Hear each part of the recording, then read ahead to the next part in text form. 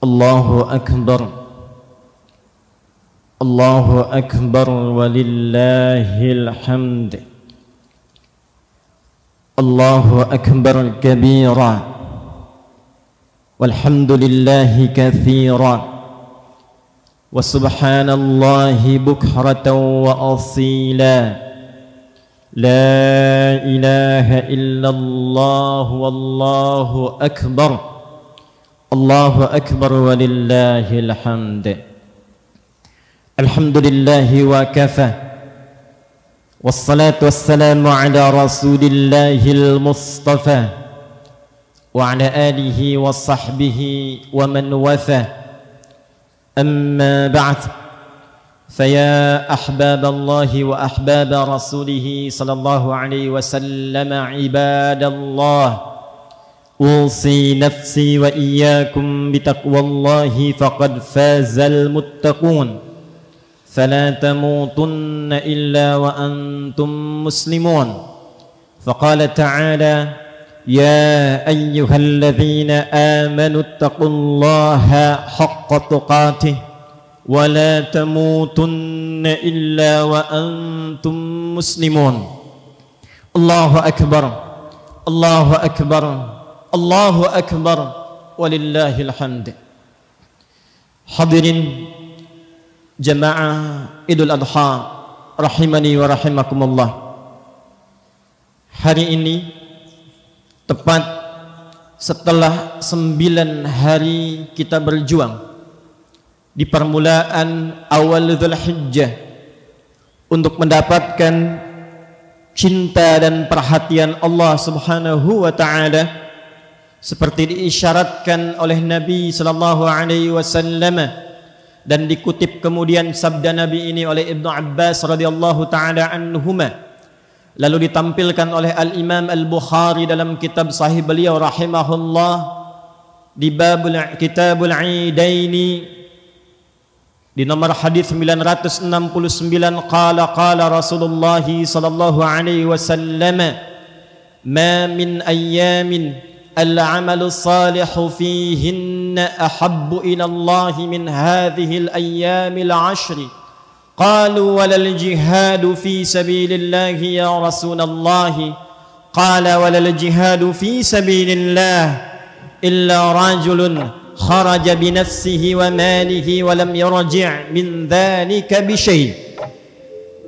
Kata Nabi, tidak akan ditemukan dalam perputaran hari selama setahun saat amal saleh dikerjakan di hari itu nilainya lebih tinggi di sisi Allah dan naik statusnya menjadi dicintai oleh Allah Subhanahu wa taala. Itulah 10 hari pertama di bulan Dzulhijjah.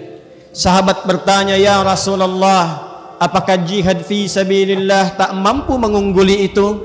Jawab Nabi, bahkan jihad fi sabilillah pun tak mampu mengungguli keutamaan di 10 hari pertama awal Dzulhijjah itu, kecuali seorang pejuang yang berjuang dengan jiwa dan hartanya sampai ia wafat kembali kepada Allah Subhanahu wa taala. Hadirin sekalian, hari ini adalah tepat puncak hari perjuangan itu di hari ke-10 di bulan Dzulhijjah di tahun 1443 Hijrah, yang disebut hari ke-10 ini dengan Idul Adha, disebut pula dengan Idul Qurban. Id dalam bahasa Arab berarti kembali, kembali ke asal mula.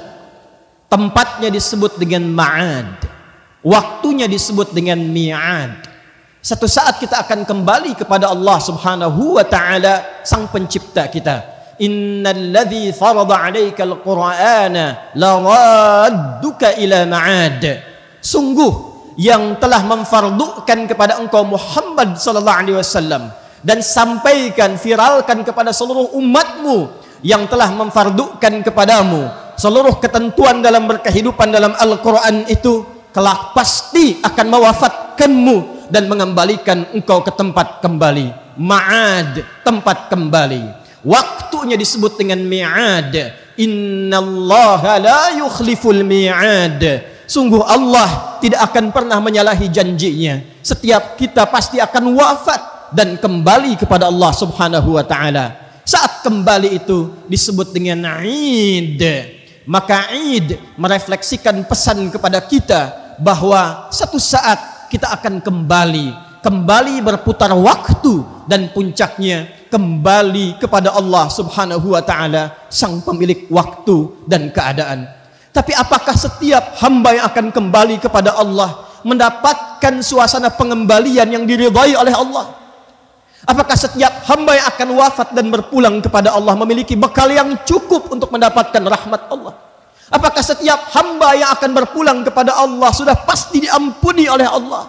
Apakah setiap hamba yang akan meninggal dan berpulang kepada Allah akan disambut dengan kalimat, ya ayyatuhan nafsul mutmainnah, irji'i ila rabbiki radiyatan maradiyah, fadkhuli fi ibadi wadkhuli jannati. Apakah setiap hamba yang akan pulang dalam keadaan husnul khatimah? Allahu akbar, Allahu akbar, Allahu akbar walillahil hamd. Sebelum kita menjawabnya hadirin, maka Allah sudah lebih dulu menginginkan setiap hamba yang berpulang memiliki kedekatan dengan Allah Subhanahu wa taala. Setiap hamba yang berpulang mesti mendapatkan rahmat Allah Subhanahu wa taala. Setiap hamba yang berpulang mesti mendapatkan ampunan Allah Subhanahu wa taala. Kedekatan yang berlebih dalam bahasa Arab disebut dengan qurban, dari asal kata kerja qaruba yang berarti sesuatu yang dekat. Qurban bentuk superlatif dari kata qaruba yang berarti menjadi semakin mendekat. Idul Qurban hakikatnya memberikan pesan kepada kita bahwa latihan, momentum, kesempatan yang disajikan oleh Allah Subhanahu wa taala khususnya di pembuka Dzulhijjah itu adalah momentum yang disediakan untuk kita, ditampilkan untuk kita untuk membangun kedekatan lebih dengan Allah Subhanahu wa taala, sehingga dengan itu saat tiba waktunya Id kita pulang. Bukan hanya hadir kembali ke hari raya ini, bukan hanya mengembalikan kita pada momentum salat 2 rakaat dan duduk mendengarkan khutbah, tapi pesan jauhnya saat tiba waktunya kita untuk pulang, maka kurban keadaan kita telah lebih dekat dengan Allah Subhanahu wa taala. Allahu akbar, Allahu akbar, Allahu akbar walillahil hamd. Hadirin, untuk melahirkan sifat kurban yang berkualitas itu, maka Allah memberikan kesempatan pada setiap hamba untuk menempuh 3 jalan yang berbeda jalannya, tapi serupa esensinya. Jalan pertama, ada yang diundang langsung oleh Allah Subhanahu wa taala ke Baitullah di tanah haram untuk menunaikan satu ibadah yang disebut dengan ibadah haji itu. Hakikat haji tertumpu pada Arafah. Kata Nabi SAW dalam sabdanya yang populer, Al-Hajju Arafah. Puncak haji itu ada pada momentum Arafah. Dalam Arafah disebut dengan Arafah bukan sekedar datang, duduk, diam, tapi disebut dengan wukuf, berkontemplasi, mengenal diri, mengenal Allah, mengoreksi apa yang selama ini menjadikan seorang hamba jauh dari Allah Subhanahu wa taala. Kenapa selama ini dipanggil salat masih tunggu iqamat? Kenapa selama ini masih menunda-nunda salat bahkan untuk mengejar kesenangan dunia semata? Kenapa sampai usia puluhan tahun masih belum dekat dengan Allah, belum mampu membaca Al-Quran, belum bisa konsisten menunaikan salat sunnah, belum mampu untuk bersedekah, belum bisa menunaikan puasa sunnah? Maka dia duduk, dipanggil oleh Allah, duduk untuk merenung dekat Baitullah. Kalau sudah dekat dengan Baitullah, diminta untuk merenungkan, meninggalkan sementara urusan dunianya untuk mengenali dirinya, mengenal Allah, sehingga melahirkan kualitas hamba yang dekat dengan Allah Subhanahu wa taala, merasakan kedekatan lebih. Karena itu ketika datang di dekat Ka'bah, dia merasa dekat dengan Allah. Ketika wukuf dia menangis, ketika wukuf dia bermunajat, ketika wukuf dia memohon rahmat. Itulah yang disebut dengan korban. Itulah yang disebut dengan korban. Maka pada saat itulah keadaan dirinya lebih dekat dengan Allah Subhanahu wa taala. Maka hadirin, kalau Allah sedang mengundang dekat di dekat Ka'bah, wukuf di Arafah untuk mengenali dirinya, belum mampu dia mendekat kepada Allah, maka dengan cara apa lagi Allah mendekatkan hamba itu kepada Allah Subhanahu wa taala. Allahu akbar. Allahu akbar. Allahu akbar. Esensi haji Arafah puncaknya membangun kedekatan diri dengan Allah Subhanahu wa taala. Di hari ke-9 ia kerjakan. Tepat perpindah kemudian ke hari ke-10 dia menyadari ini yang menjadikan selama ini saya jauh dari Allah, tidak dekat dengan Allah, karena saya tidak mampu mengendalikan nafsu diri. Dikenal dengan Aqabah. Dikenal dengan Aqabah. Nafsu duniawi, nafsu untuk berbuat maksiat, itu yang menjauhkan diri dari Allah. Maka dia datang kemudian ke Muzdalifah, dia berzikir, ingat-ingat Allah. فَإِذَا أَفَضْتُم مِّنْ عَرَفَاتٍ فَاذْكُرُوا اللَّهَ عِندَ الْمَشْعَرِ الْحَرَامِ. Kalau sudah tuntas di Arafat, engkau sadar selama ini engkau jauh dari Allah, engkau sadar selama ini engkau tidak dekat dengan Allah, engkau menemukan penyebabnya, maka engkau langsung berzikir kepada Allah, pergi ke Masy'aril Haram di Muzdalifah, komitmen untuk melepaskan semua sebab yang menjauhkan dari Allah itu. Maka datanglah ia ke Jamarat, ia lempari semua sebab itu yang bersumber dari dalam dirinya, disebut dengan Aqabah. Bismillahi Allahu Akbar. Bismillahi Allahu Akbar. Bismillahi Allahu Akbar. Maka lepaslah semua sebab-sebab yang menjadikan sebelumnya ia jauh dengan Allah, dan setelah lontaran itu dia semakin dekat dengan Allah, dan dia berjanji kepada Allah menghadap ke arah kiblat. Dia katakan, inni wajjahtu wajhiya lilladzi fataras samawati wal ard hanifan musliman wa ma ana minal musyrikin. Inna salati wa nusuki wa mahyaya wa mamati lillahi rabbil alamin la syarika lah wa bidzalika umirtu wa ana minal muslimin wa bidzalika umirtu wa ana awwalul muslimin. Ya Allah, sejak hari ini aku pasrahkan diriku, aku pasrahkan diriku untuk lebih dekat denganmu. Aku bersaksi menghadapkan diriku kepadamu, penguasa langit dan bumi semesta alam. Aku berjanji ya Allah, sungguh seluruh salatku, ibadahku, manasikku, bahkan hidupku, bahkan wafatku, bila pun engkau wafatkan aku di tempat ini, di tanah haram ini, aku berjanji akan menjadi muslim yang baik, tidak pernah menyekutukanmu. Sejak detik ini aku pasrahkan hidupku untuk menjadi muslim yang patuh kepadamu. Maka saat pulang ia ke tempat asalnya, ke negeri asalnya, hilang sifat-sifat buruknya, berganti sifat baiknya. Sifat baik yang lahir setelah buruknya sirna disebut dengan birrun, melekat kepada dirinya disebut dengan mabrurun. Maka disebutlah oleh Nabi, al-hajjul mabruru laisa lahul jazaa'u illal jannah. Haji yang bisa merubah pelakunya menjadi lebih baik, lebih dekat dengan Allah, dan mempertahankan itu sampai ia wafat, maka tidak ada pahala yang setimpal, balasan yang serupa pada dirinya, kecuali Allah siapkan surga untuknya dan dipanggil dengan panggilan yang indah di akhir hidupnya. Allahu Akbar, Allahu Akbar, Allahu Akbar, walillahil hamd. Semoga Allah menjadikan para jemaah haji kita seluruhnya tanpa kecuali hajjan mabrura. Hadirin yang kedua, Allah memahami, Allah mengerti ada sebagian hamba yang belum mampu atau bahkan belum mendapati kesempatan untuk mendapatkan bagian yang pertama tadi, berangkat menunaikan haji. Maka oleh Allah diberikan kesempatan kedua yang berbeda caranya tapi sama esensinya. Bahkan ibadahnya pun disebut dengan ibadah yang serupa dengan ujung asalnya dan akhirnya, yaitu kurban. Maka disebutlah ibadah yang kedua dengan ibadah kurban. Al-udhiyah, nama lainnya adalah kurban. Bahkan diserupakan isinya, esensinya oleh Nabi SAW. Jika yang di Makkah sana mengenakan pakaian ihram, lembaran seperti kain kafan, diberikan kemudian penguatan, hei, dengan mengenakan pakaian ihram engkau muhrim, tinggalkan yang haram, jauhi yang dilarang, jangan potong kuku dulu, jangan potong rambut dulu, karena Allah berkenan akan mengampuni seluruh dosa yang melekat pada tubuhmu dari ujung kepala sampai ujung kaki. Jangan sampai sebelum diampuni terlepas itu semua. Dengan pakaian ihram itu engkau berjanji, berkomitmen sejak detik itu meninggalkan segala yang dilarang. Maka yang berkurban, ia menyiapkan hewan kurban, maka disabdakan oleh Nabi sallallahu alaihi wasallam dalam hadis riwayat Muslim,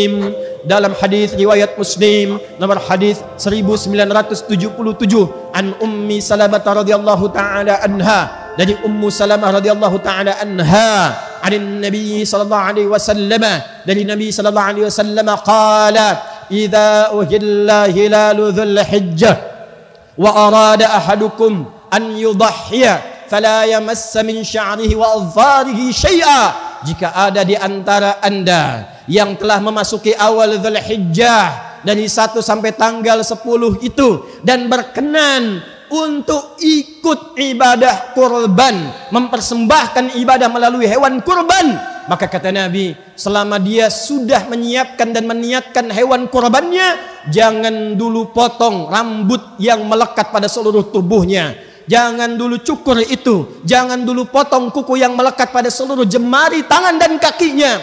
Apa yang diinginkan oleh sabda Nabi ini? Agar ia mendapatkan keserupaan dengan orang yang mengenakan pakaian ihram, supaya Allah berkenan mengampuni dosa-dosanya dari ujung kepala sampai dengan ujung kakinya. Karena itulah ketika yang mengenakan pakaian ihram selesai wukuf, dia datang kemudian ke Muzdalifah, dia ke Jamarat, dia melontar jumrah, dia katakan bismillah ya Allahu akbar. Bukankah yang menyembelih hewan di sini mengatakan kalimat yang sama? Bismillah ya Allahu akbar.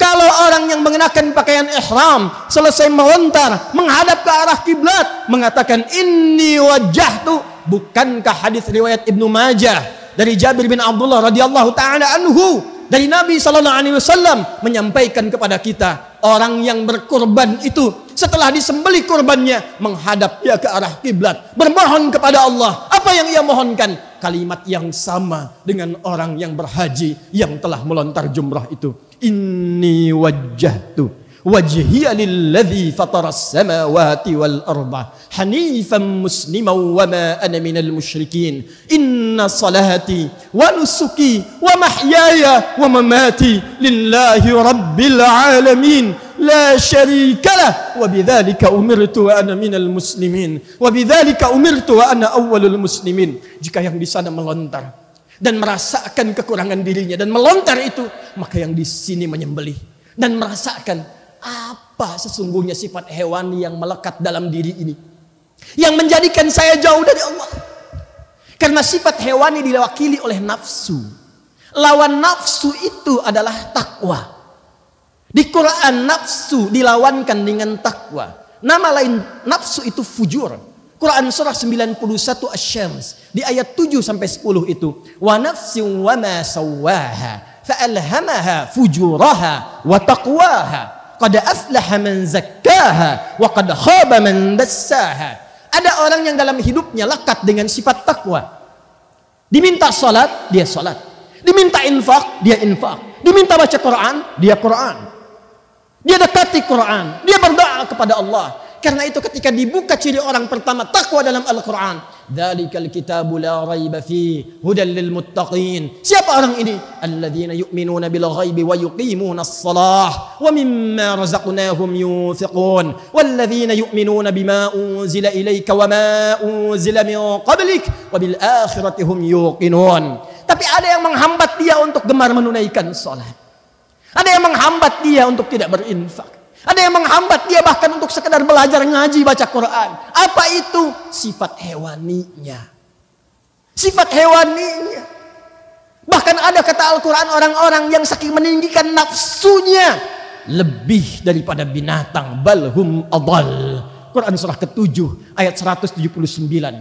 Sapi hewan, ia hanya memakan rumput. Manusia ada yang memakan aspal. Manusia ada yang makan harta yang haram. Manusia ada yang makan batu. Manusia ada yang makan gunung. Manusia ada yang makan emas. Demi mengejar emas itu dia meninggalkan salat. Demi mengejar perak itu dia berselisih. dia bahkan saling bertengkar, dia bahkan saling menumpahkan darah yang tidak pernah itu semua dilakukan oleh hewan. Maka saat hewan itu disembelih, bayangkan dengan mengalirnya darah itu, disitulah kita bertekad kepada Allah untuk meninggalkan perbuatan sifat-sifat hewani. Jika yang berhaji mendapatkan takwa, maka yang berkurban lewat hewan pun disamakan dengan Allah dengan penerimaan takwanya. Quran surah kedua Al-Baqarah ayat 197 untuk yang berhaji. Wa tazawwadu fa inna khairaz zadi taqwa. Hei yang berangkat haji, berbekal yang aku terima dari bekal kalian adalah takwanya. Itu yang terbaik. Yang berkurban dengan hewan, Quran surah ke-22 ditempatkan di surah Haji, surah Al-Hajj di ayat yang ke-37. La yanalallaha luhumuha wala dima'uha walakin yanaluhu taqwa minkum. Allah tidak butuh, tidak menerima, bukan yang sampai kepada Allah dagingnya, bukan darahnya, tapi takwa kalian. Ketika nafsunya disembelih, takwanya muncul. Ketika nafsunya di sana dilempar, takwanya muncul. Maka berpeluang yang di sana mabrur, yang di sini mabrur. Allahu Akbar, Allahu Akbar, Allahu Akbar. Hadirin, sebagai penutup yang ketiga. Ya Allah, saya belum terpanggil haji. Saya belum punya kemampuan berkurban lewat hewan. Apa yang bisa mampu saya lakukan? Faqala Rasulullah sallallahu alaihi wasallam, maka Nabi sallallahu alaihi wasallam langsung bersabda dan diriwayatkan oleh Al-Imam Muslim rahimahullahu taala, qala Rasulullah sallallahu alaihi wasallam, siyamu yaumi arafata anni ahtasibu 'ala Allah an yukaffira sanatal madiyata wal baqiyah. Bila ada yang belum berhaji, belum mampu berkurban, maka kata Nabi, tunaikan puasa. Tunaikan puasa. Bukankah wukuf hari ke-9? Bukankah yang tidak wukuf pun puasa di hari ke-9? Perhatikan cara memahaminya. Yaumul Arafah, yang di sana wukuf di hari ke-9, yang belum sempat wukuf puasa di hari ke-9, cara menunaikan puasanya siyamu yaumi arafata. Maka saat engkau berpuasa itu, ikuti cara mendekat kepada Allah seperti orang wukuf di Arafah. Itu maksudnya. Bukan hanya menahan lapar dan haus, bukan hanya menahan syahwat, tapi saat puasa di hari ke-9 itu seperti orang wukuf mengoreksi diri, introspeksi, muhasabah. Maka kita pun yang di sini yang tidak berangkat menunaikan haji, maka introspeksi diri di hari ke-9 itu. Kita merenung, apa yang selama ini menjadikan saya salah sehingga tak mampu dekat dengan Allah? Apa yang menjadikan selama ini saya jauh dari Allah? Orang sebelum azan sudah siap-siap ke masjid. Saya bahkan tempat dekat dengan masjid, azan sudah selesai, waktu sholat akan berganti, belum ada sentuhan kepada jiwa. Apa yang salah? Anak kecil 3-4 tahun hafal Quran. Ada yang matanya bahkan tidak mampu melihat. Saya diberikan oleh Allah 30 tahun, 40 tahun, 50 tahun, 70 tahun. Bahkan untuk sekedar baca Quran pun belum punya waktu. Apa yang salah? Kata Allah, merenung engkau. Kata Nabi, tunaikan puasa dan renungi itu. Sejenak berkontemplasi. Mungkin dengan puasa akan lebih tenang. Mungkin dengan puasa akan lebih khusyuk. Kalau mampu melakukan itu dan tobat dia, sadar ia, merenung dia, dan terjadi kedekatan hubungan dengan Allah Subhanahu wa taala saat dia meminta ampun kepada Allah. Kata Nabi, diampuni dosa yang telah berlalu minimal setahun ke belakang itu, dan dijaga dia tidak berbuat dosa lagi setelah itu. Bagi orang yang haji takwa, orang yang kurban lewat hewan disebut dengan takwa, dan orang yang berpuasa pun ujungnya adalah takwa. Bukankah ayat tentang puasa ditutup dengan kalimat takwa? Kama kutiba 'alal ladzina min qablikum la'allakum tattaqun. Allahu akbar, Allahu akbar, Allahu akbar. Hadirin, tinggal kini kita harus mampu menempatkan diri kita di mana kita diinginkan oleh Allah dan Rasulullah sallallahu alaihi wasallam. Apakah berhaji? Apakah kurban lewat hewan? Ataukah dengan kemarin kita berpuasa? Atau ada saudara kita yang hari ini berpuasa? Maka buktikan dengan semua itu kita berhasil dengan pilihan itu dan menjadi lebih dekat dengan Allah Subhanahu wa taala. Jangan sampai mengorbankan hewan tapi tak mampu berkorban dekat dengan Allah Subhanahu wa taala. Saat nanti hewannya disembelih, menghadaplah ke kiblat. Duduk tenang, berdoa kepada Allah, mohon ampun. Saat ini kita bertakbir, yang berhaji kita doakan juga mabrur. Tapi Allah menginginkan semua mendapatkan mabrur yang sama, baik yang haji ataupun yang tidak berangkat haji, dengan amal yang telah diutarakan tadi. Ingat, Idul Kurban bukan sekedar mengembalikan kita dekat dengan Allah, tapi menyadarkan kita, hei, kamu itu satu saat akan pulang kepadaku. Engkau akan meninggal, kata Allah. Engkau akan wafat. Maka mumpung masih hidup, bangun kedekatan dengan Allah Subhanahu wa ta'ala. Jangan sampai setelah wafat termasuk golongan yang dikatakan fa'asaddaqa wa aqum minas salihin. Ya Allah, beri kesempatan aku sedikit saja sekali lagi, walaupun hanya seberapa detik. Aku ingin memperbaiki hidup, beramal saleh. Namun sayang, kesempatan itu telah sirna. Maka kalau kita telah menyadari itu, silahkan bertakbir. Kalau belum sadar juga, renungkan ada 3 hari di hari tasyrik. Karena 3 hari tasyrik hakikatnya renungan. Qala Allah Ta'ala fi surat Al-Baqarah di ayat ke-203. Wadhkurullaha fi ayyamin ma'dudat. Kalau belum sadar juga akan pulang, belum ngerti juga sampai hari ke-10 ini, 3 hari renungi diri. Karena itu disebut dengan harinya hari muna, hari berharap supaya lebih baik, hari berharap dekat dengan Allah, hari berharap menjadi hamba yang lebih baik, dekat dengan Allah Subhanahu wa ta'ala. Disitulah kita memperbanyak takbir. Di situ kita kemudian memperbanyak rahmat Allah diharapkan dengan berdoa memohon kebaikan. Allahu Akbar, Allahu Akbar, walillahil hamd. Mari kita berdoa. Semoga doa kita melembutkan hati kita, menjadikan hati kita tertaut dekat dengan Allah Subhanahu wa ta'ala, dan dengan itu diterima amal ibadah kita. Alhamdulillahi rabbil alamin, nahmaduka ya Allah hamdan kama 'allamtana an nahmadak, wa nashkuruka syukran kama 'allamtana an nashkurak. Antal muqaddim antal muakhir biyadikal khair innaka 'ala kulli syai'in qadir. Allahumma salli wa sallim wa barik 'ala habibikal karim rasulikal mustafal amin sayyidina Muhammadin wa 'ala alihi wa sahbihi ajma'in. Rabbana la tada' lana fi maqamina hadha wa fi kulli maqamin illa ghafartah idza kana lahu dhanbun. Ya Allah, jika ada satu pun di antara kami saat ini hamba-hambamu yang datang dengan lumuran dosa, jangan biarkan ia pulang meninggalkan tempat ini ya Allah, meninggalkan area rumahmu ini ya Allah, kecuali Engkau telah ampuni seluruh dosa-dosanya.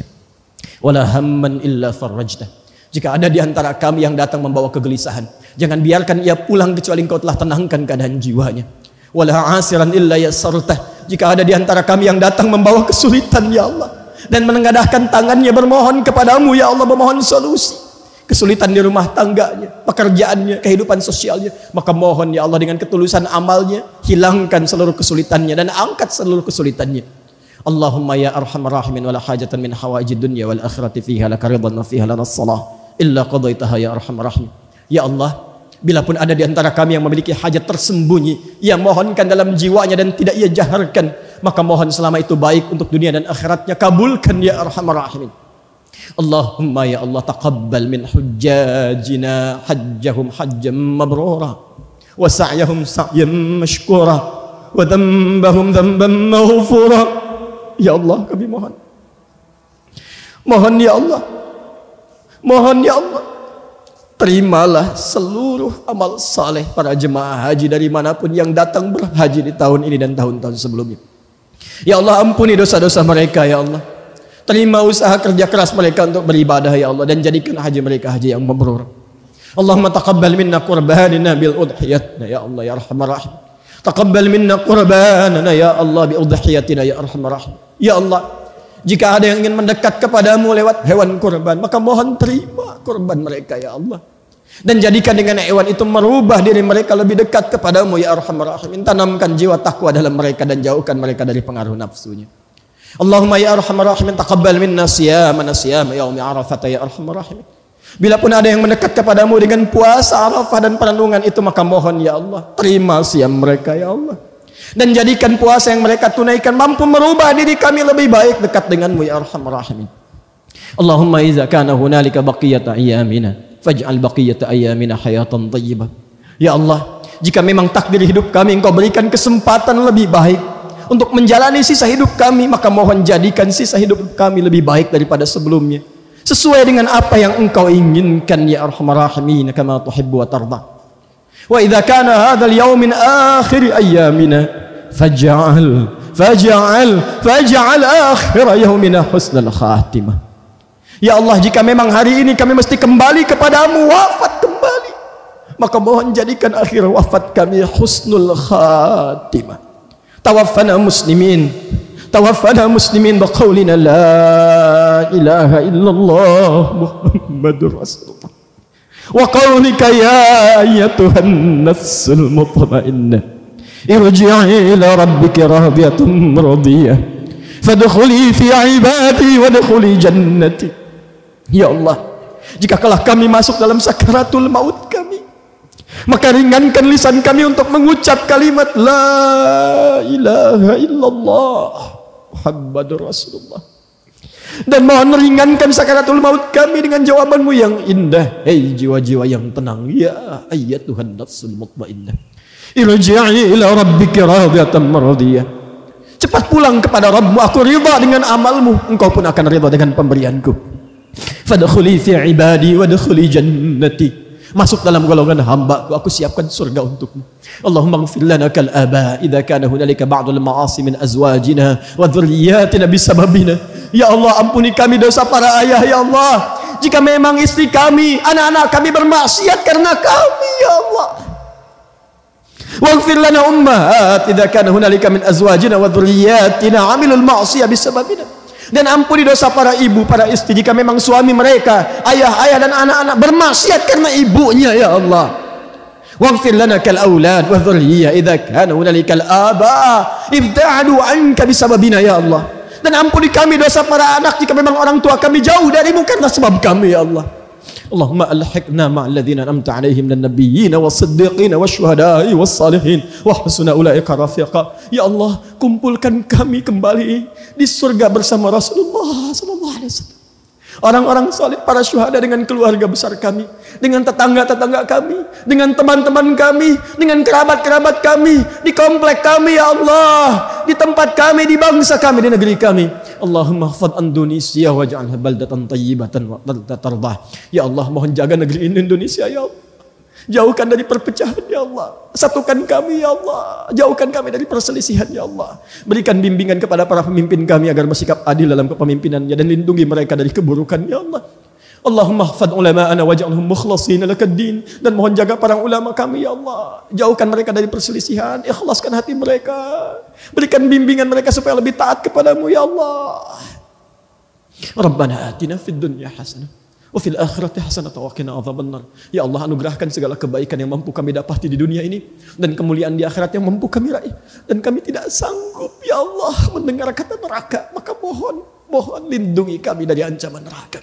Bifadlika subhana rabbika rabbil izzati amma yasifun wassalamun alal mursalin subhanaka Allahumma wa bihamdika nashhadu an la ilaha illa anta nastaghfiruka wa natubu ilaik wa akhiru da'wana alhamdulillahi rabbil alamin. Hadirin sekalian, demikian khutbah Idul Adha yang disampaikan. Saya mengajak kepada seluruhnya untuk lebih mendekatkan diri kepada Allah, bangun persatuan, harmoni, cintai saudara-saudari kita. Sekalipun ada perbedaan menunaikan Idul Adha, perbedaan itu jadikan untuk saling mencintai dan mendekatkan diri kepada Allah. Jangan saling mencela, jangan saling mengguguli, dan jadikan itu sebagai momentum untuk saling melangkur dan mencintai. Barakallahu li wa lakum fil Qur'anil azim wa nafa'ani wa iyyakum bima fihi minal ayati wa dzikril hakim wa taqabbala minni wa minkum tilawatahu innahu huwas sami'ul azim innahu huwas sami'ul alim innahu huwas sami'ur rahim. Assalamualaikum warahmatullahi wabarakatuh.